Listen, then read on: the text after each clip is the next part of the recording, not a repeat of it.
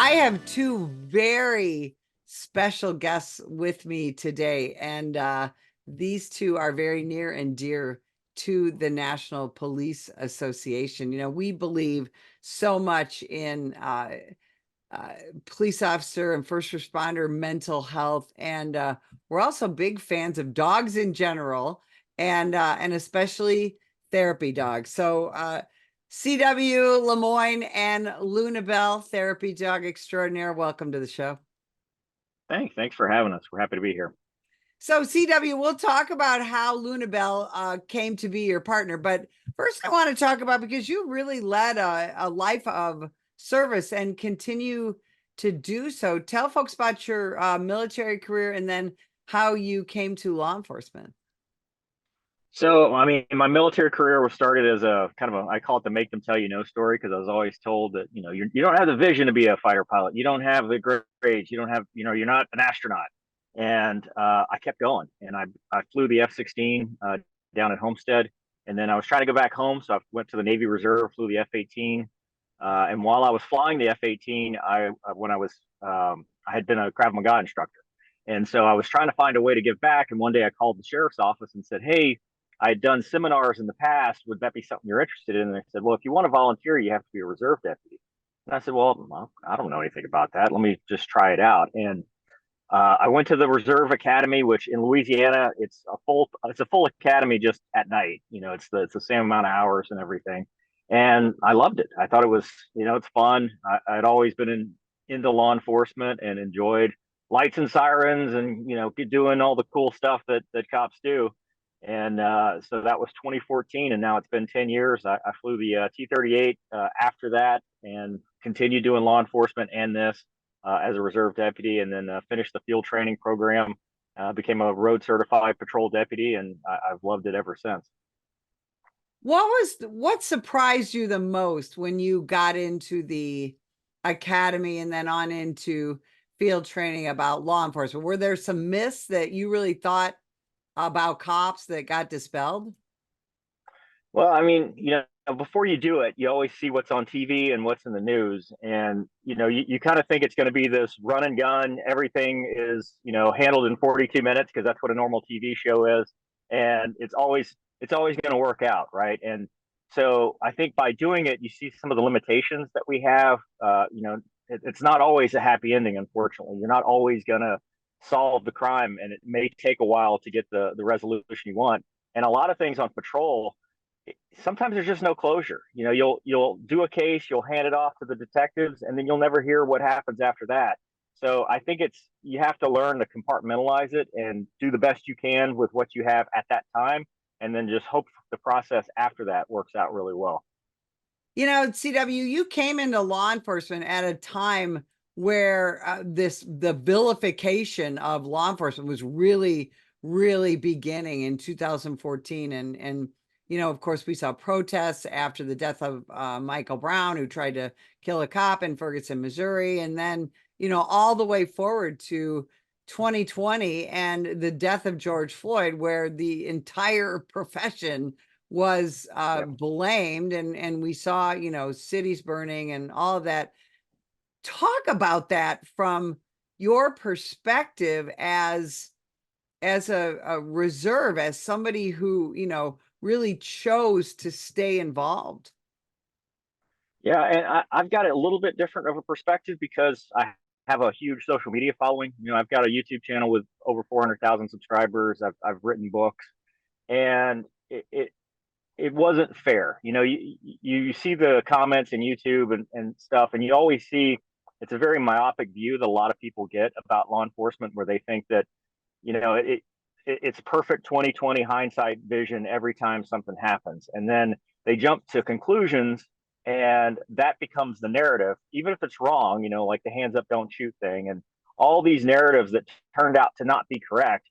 That becomes the prevailing truth to them. So I would get comments in stuff that was even unrelated to that, just because people knew that I was in law enforcement.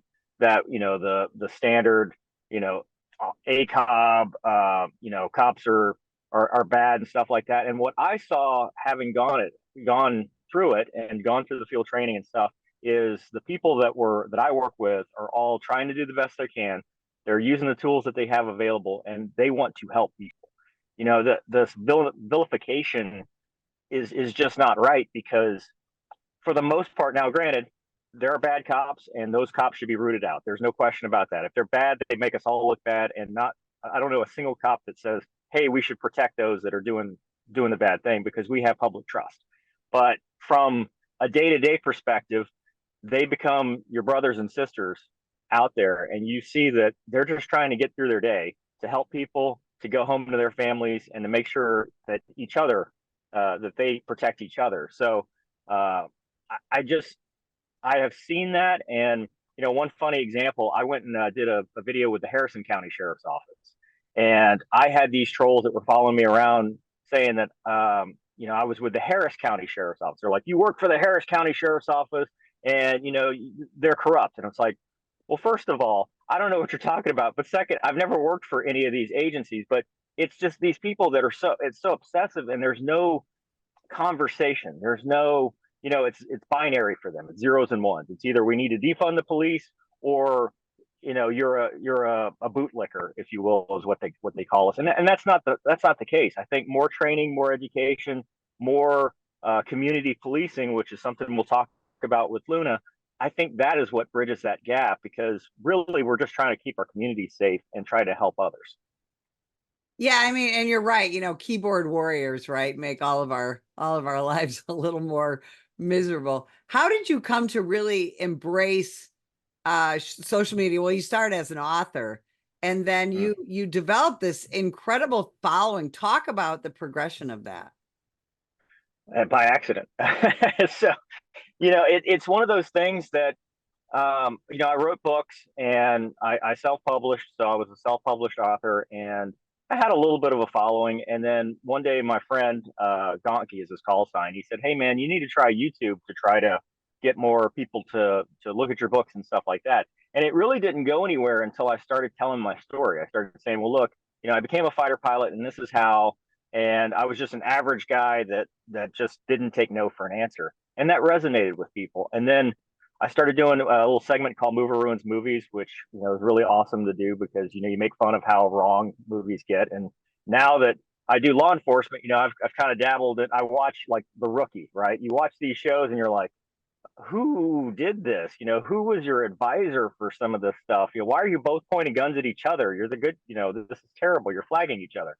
And it just grew, and it built a community of people that appreciate the idea that we're all fallible, we all make mistakes, but being genuine, don't present yourself as something you're not. And I think that's what resonates with people, versus the typical social media where like everything's great, I've got these fancy cars, and I've never struggled a day in my life. Well, you won't get that with anything I ever do.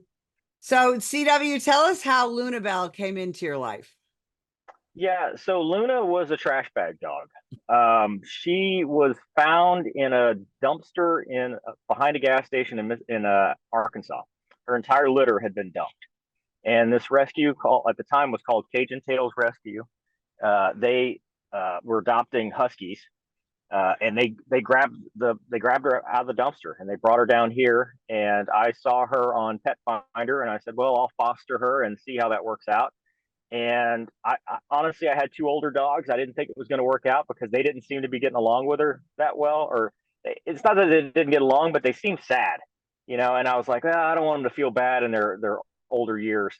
And so I started to bring her back, and she cried and she cried and I actually did a video about this. It's on I've made a channel for her. And she cried, and I was like talking to the coordinator for the rescue, and they're like, you said 2 weeks. It's only been 5 days. What are you doing? Keep her. And I brought her back home, and she stopped crying. As soon as we got in the driveway, she stopped crying. And that was probably one of the best decisions. That's one of the best decisions I've ever made, because it just worked out. She became such a good girl. And what ended up happening was the boys got older, and one had cancer, one had a degenerative problem. They were 12 and 14, and they passed away. And when the second dog passed away, I was actually going to go help our PIO with setting up for an event, because she's like, "We're doing this on YouTube. YouTube. Can you help us out?" So I had to cancel because that was the day I said goodbye to my oldest. And then that next day, I was like, "Hey, look, I'll go help you, but I don't want to leave her by herself. She just lost, the only other dog she's ever known. Can she come with me?" She's like, "Yeah, sure, no problem." So I took her up there with me, and Luna was just amazing. Everybody loved her, and because it was just employees. And I got back and I got to thinking, this is a thing. That therapy dogs and comfort canines are a thing. Do you think maybe we could do this with Luna? And luckily, I had a PIO that was forward thinking and believed in the mission. And I said, well, hold on, I know somebody. And I had known the National Police Association previously, just through social media. And we had previously talked about a grant for our reserve division. And I said, hey, would this grant cover her training? And they said, we'll tell you what, we think that's a great idea. We'll cover her training completely.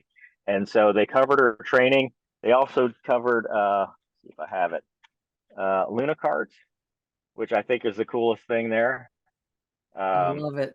and coins. And so it took us a little under 2 months. We did the training with a local group here. We got her certified through the Alliance of Therapy Dogs, and she became the first therapy canine for law enforcement in the area. I think maybe the state. I've yet to hear in fact, other agencies now are reaching out saying, "Hey, how do you set this up?" And almost everybody says you're the first ones to do it. So it's been amazing. It's been cool to have the support of the agency. It's been the support of the public. Other deputies have supported it. I'll bring her out now. We'll go. We go to public events, so the real canine doesn't have to do as much stuff with those dogs. We go to hospitals, special needs daycares. We've gone to nursing homes. I take her out on patrol, and I think that's the coolest thing. Is because I'm road certified, because I'm a reserve and kind of can do whatever I want within the realm of the agency. I can now take her with me, and I'll be on patrol, go to a call, come back, and then when we hang out to write a report or something, I get her out of the unit, and now she's a stress relief for the full-time deputies. How has it affected you personally to have her and be able to deal with some of the stuff that you have to deal with as a reserve deputy, and also as a member of our military? Um, you know, what are the positive effects on you personally? I'm proud of her. I mean, just having her, even though she's sleeping. This is so I wanted her to sit up, but this is actually her being good because she gets in this car. Oh, here she goes, Luna. Oh, she's turned around. She's just such a chill dog. She's laid Yeah. back. She's a good girl. But you just look at her, she's stress relief, right? She's got the flipper flopper ears, she's got the pink nose, she's got the brown eye and the blue eye, she's got the fluffy tail. Um, she wears pink, so everybody knows that she's not threatening. She doesn't look like your typical police dog. And with her demeanor, if you have a bad day, just looking at her, you see pure love and pure joy. And having taken her out, to me, there's no greater feeling than being able to help somebody else and taking her and seeing their reaction. When we were first in training, there was a young boy, he's probably 3. And when we got to this place, it was a special needs daycare. And they said, look, this one kid, he doesn't like men and he doesn't like dogs. And so odds are he's going to scream and cry as soon as y'all walk in. It's no problem. Don't worry about it. We're going to take him out, but we're going to try anyway. And during that little 30-minute session, he kept coming back asking to pet Luna. He kept coming back asking to see her. And by the end of the day, he gave me a high five. And I've kept up with that group. And now he's doing petting zoos when they bring the animals to that place and stuff. So her presence the one time has transformed, his outlook on things that were scary to him. And so to me, having that opportunity makes it all worthwhile. And what's cool is on the military side, they've even recognized it. Air Force Reserve Command wrote an article about us and just the stuff that we've done together. And to me, it's an honor because she has allowed me to do things that I otherwise wouldn't have been able to do. What do you look for, and what did the trainers look for in her to know that she'd be a good therapy dog, a comfort canine? So the first thing is the demeanor. That's step one. You know, you have to have a dog that's calm, that's not highly reactive, that's not hyper, it's not going to jump everywhere. She was 2 years old when we started. She's three now. But that initial demeanor test is the absolute most important part, because some dogs are just not cut out for it. They're too high strung, they're too high maintenance. You want a dog like this that will just get bored and lay down and is not, you know, constantly whining. Now, she will whine when she's hangry, but that's just because the husky comes out in her. You got to I keep do her that fed. too. Yeah. So, but she's overall, you need that calm demeanor that when things get a little tough, because sometimes it's stressful for me. Our PIO laughs at me because I always get stressed when it's a lot of little kids, because I see that, you know, I don't have kids, but so I'm not used to being around them. But also when they're around, you know, they don't really know the rules yet, so they'll crowd her, you know, they'll pull, they'll pinch and stuff, and it scares me because, you know, the last thing you want to have happen is have the program go away because something bad happens. And the fact that she's got the demeanor that she has, she rolls with it. She doesn't get stressed out. She stays calm even when things get a little rough. Now, granted, I remove her from that situation so it Mm. doesn't escalate, because that's my job. But you want that dog that kind of gives you that little bit of buffer, because any dog can have, you know, it just because a dog has an incident doesn't mean it's a bad dog. Sometimes it's the handler that puts the dog in the bad situation. But Mhm. having a dog with a very calm demeanor gives you that little bit of buffer that you don't put yourself in a bad situation. What did it mean to have the National Police Association embrace you and Lunabelle and really support you in this goal that you had? I mean, it was an incredible honor. You know, the National Police Association, obviously, very well known. It's a advocate for law enforcement across the country. I followed them before that, so you know we had that contact, and it's, to me, the fact that we're not just locally recognized but kind of nationally recognized just by the validation of having the National Police Association behind us. I think it speaks volumes, and what it's allowed us to do with our public, because as you know, sometimes the public doesn't understand, and so you'll get like these vile comments about don't waste money on this. Well, for us, we're not. There's no money out of pocket for the sheriff and the sheriff's department, because Luna is my dog, so I pay for everything.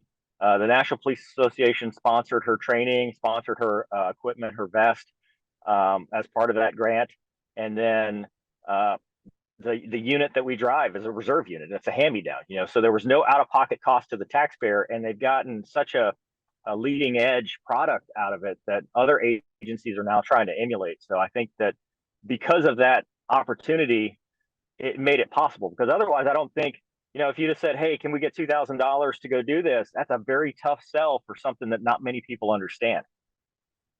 Yeah, that is incredibly well said. So you also took your knowledge of media and social media and all of that and went a couple steps further to talk about that with Lunabelle. Well, Luna, so I already had an Instagram page, you know, Lemoine Dogs, and I just, because the other two had passed away, I kind of changed it to being just Luna. And so we made a Facebook page and an Instagram page and a YouTube channel documenting her training, documenting her life, the things she does. And it, to me, it not only does it show how good the program is, but it inspires others to rescue dogs. And that's another passion of mine in general, is that, you know, adopt, don't shop. The life you save may be your own with these rescue dogs that just want a second chance. You know, they are looking for their forever home. So I think she's inspired people to not only do things that are outside of their comfort zone, but also to go find friends and at the shelter. So I think that, you know, that's it's good for her. It's good for us. And there are tens of thousands of dogs in this country that are truly adoptable and have no homes. And that's a message, that adopt, don't shop. I don't think that's a message that we get out enough. And that's one of the things that I appreciate about you and Luna, is that you talk about rescue. And you talk about, you don't need a $10,000 purebred to be a great therapy dog, comfort canine, or even a service dog, do you? No, absolutely not. And I wish I could clone her, and I say that every time I have a rescue dog. My boys were Malinois mixes. And, if I could have cloned them, I would have. Because every time you get a rescue dog, you go, oh, I wish I could clone this dog. But that's actually the magic of a rescue dog, is because you don't know what their personality is going to be. You don't know what they're going to get. I mean, Luna has the scruffy face, but the heterochromia for the eyes, and she's part husky, but then she's part schnauzer, then she's part Dutch shepherd. So she's got like a mix of everything, and you get the best.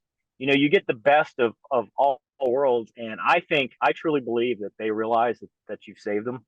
And there's that little bit of bond of appreciation, like, hey, thank you. And Yeah. they'll repay it back. They'll always repay it back to you in the worst times of your life. Yeah, I really believe that there's nothing in this world more grateful than a rescue dog. CW, where can people find your books? Where can they find all of your social media and learn more about you and Lunabelle? Yeah, so the easiest thing is CWLemoine.com. That's for all the books. Any social media, CW Lemoine, so YouTube, X now, it's not Twitter, or Instagram. Luna's channel is Lunabelle Lemoine, so her Instagram and Facebook's all under that. So, but if you go to that website, you can probably find it there. But she is amazing, and I'm very grateful for what you guys have done and what our community has done in supporting us.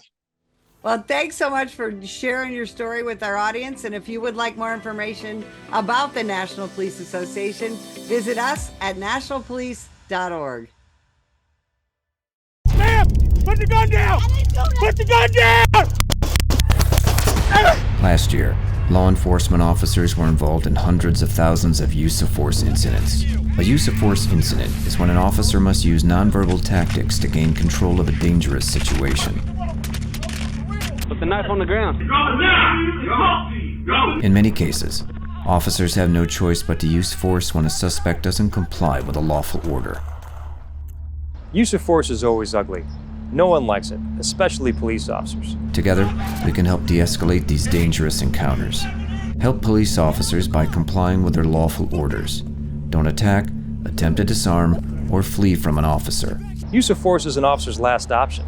Most incidents can be avoided by not resisting arrest. If you feel you've been wrongfully detained by a police officer, then seek a legal solution after the encounter has been resolved. Let's keep everyone safe. Comply now and